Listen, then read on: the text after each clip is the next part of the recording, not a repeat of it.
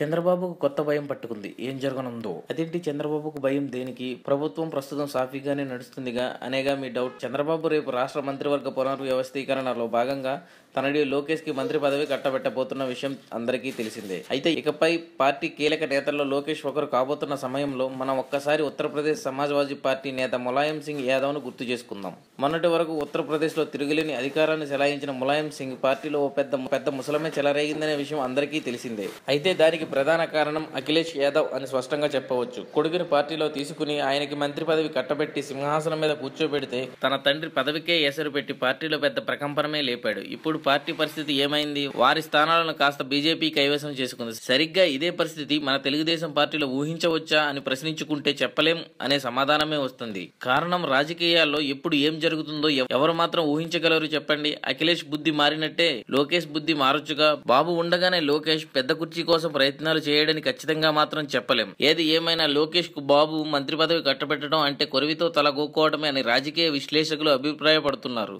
For more videos, please subscribe our channel.